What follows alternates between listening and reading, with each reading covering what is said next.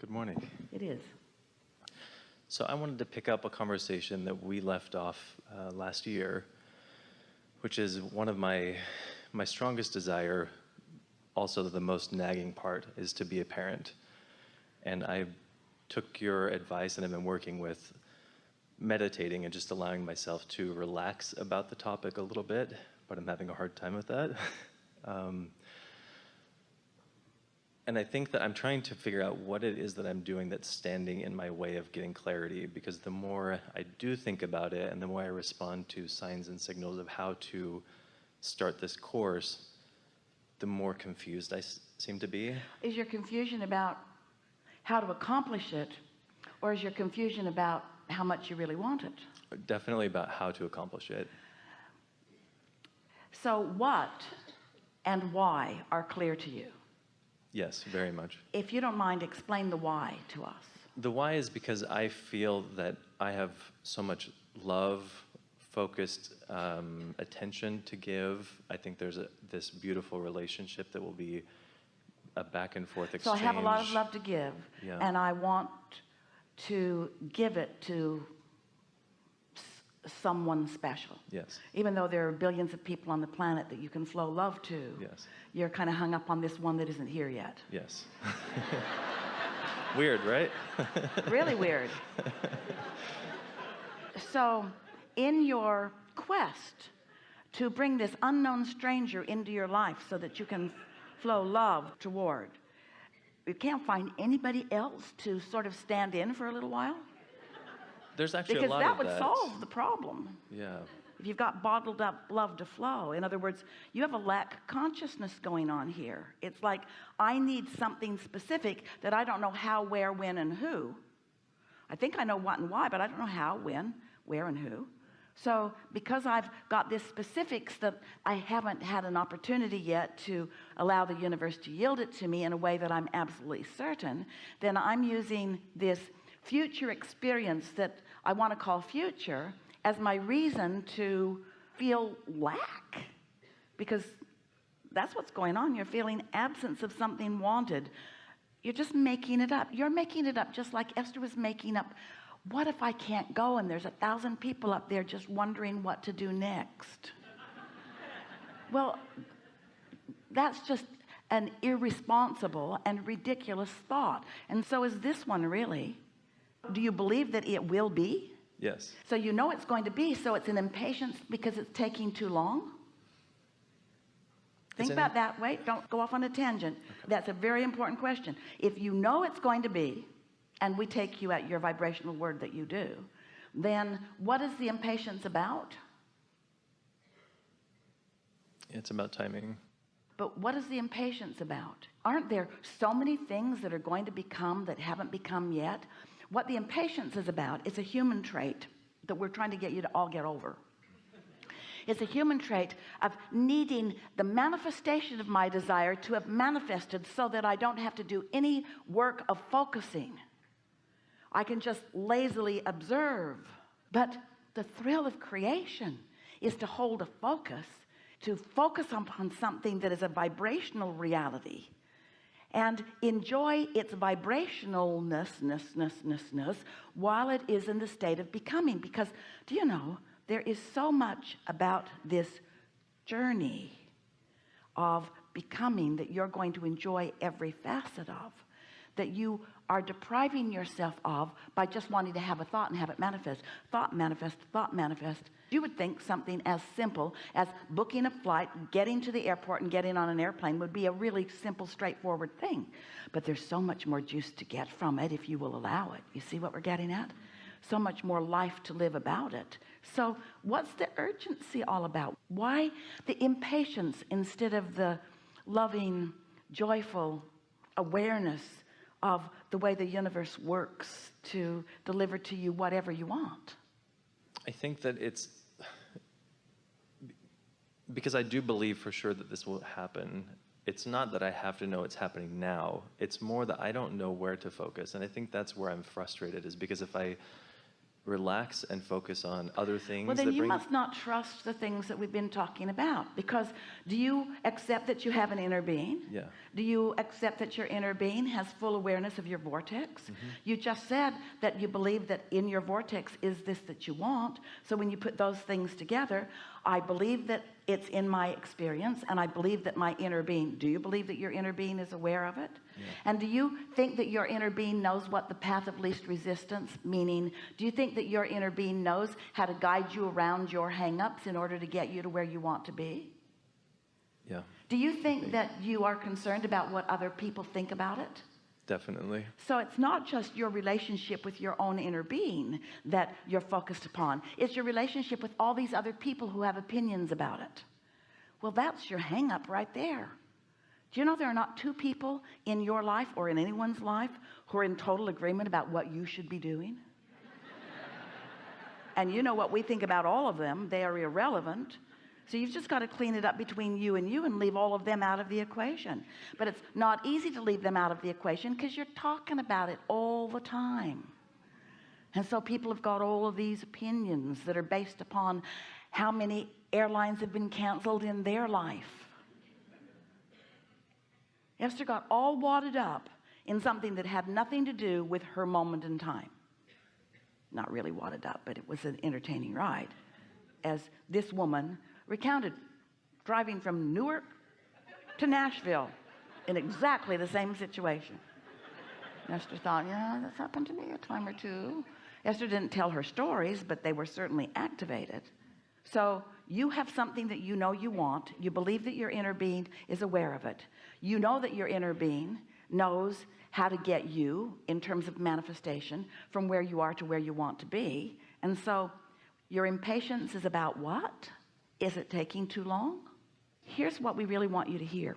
And this is what your last answer really indicates.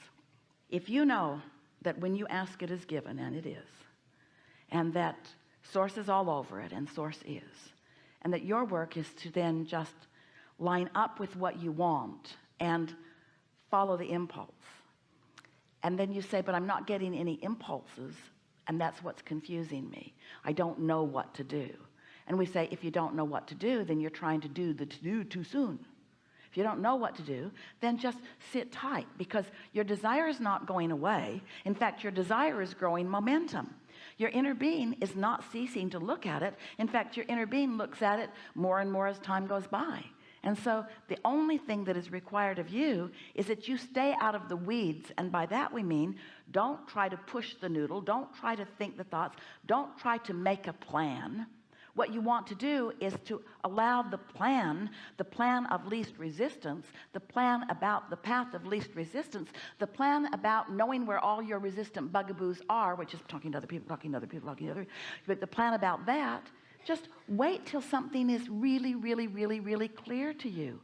Esther, as she was getting off the airplane, did something really wise. She went immediately to two people who knew what the scoop of the whole thing was, and asked them with clarity and sincerity, and got an answer back from them that was real. And instead of letting that sit, instead, just for the drama of it, she went down a whole lot of other rabbit holes, because when you hit yourself over the head with a hammer, it always feels good when you stop. So we know you all like the drama of it, but it's not necessary. You either believe in your ability to be or do or have whatever you want, or you don't. Do you? No. I want to clarify one thing. So when I do have an impulse, which there are some things that have been happening that are really clear, is it that I just line up with the feeling that guides me toward and relax there, not with the big idea? Is that sort of the place of comfort? That's a really good question, and here's a really good answer. What other choice do you have? Drive myself crazy. Can you be other than in the moment? Can you be other than where you are? And can you do other than in this moment, follow the impulse of where you are? Could Esther transport herself to San Francisco instantly? I'm tired of messing around with this. I'm there. Or are there physical elements of being in a physical body that you have to allow the forces and the laws of your worldly environment to come into play?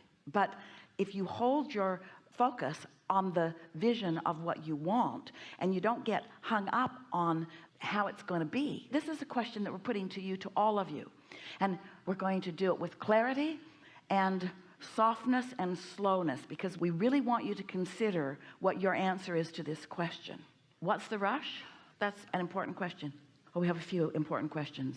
What do you think is at the root of your need, because it feels strong, to involve yourself with so many specifics about this, rather than standing back and trusting? What do you think makes you want to dive in and get after it? Did you put the question in your mind? And can you put an equivalent subject in? What makes you feel the urgency or the necessity? Why do you have the drive to get after this? I think for me, it's because I'm applying my experience of my past, which is that if I focus and I work really hard, I'll get to where I want to go. That's true, but why? What is it about that that is so intoxicatingly, urgently important to you? What's your win in that? Probably to prove I was right. Yeah, you went right to it. To be right, to be worthy, to be good at what I do, to justify my existence. We're speaking from a human perspective. I've been in competition with so many about so many different subjects, and I want so much to be right that almost everybody has stepped so far away from your feeling of absolute worthiness and your knowledge of absolute trust in the universal forces. So you've created all of these scenarios, so you're battling yourself because no one else is keeping you from anything. And mostly that battle is about me needing to be right, me needing to be good, me needing to be validated as being good. We said a few weeks ago at a gathering that we'd like you to envision making your transition into non-physical. And then when you meet up with someone that you can communicate with, you say, where's the list? And they'll say, what list are you looking for? And you'll say, the list of all the things I sacrificed so that I could be the good person that I needed to be here. And they'll say, oh, there's no list like that. What?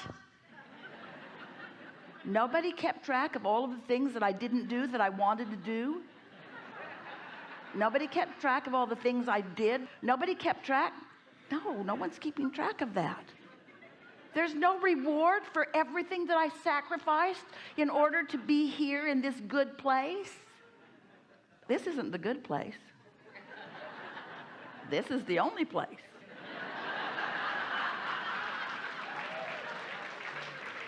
When do I get my reward? You got it in the moment of your experience in physical life. You either allowed yourself to flow the fullness of who you are, or you pinched it off for some bogus reason.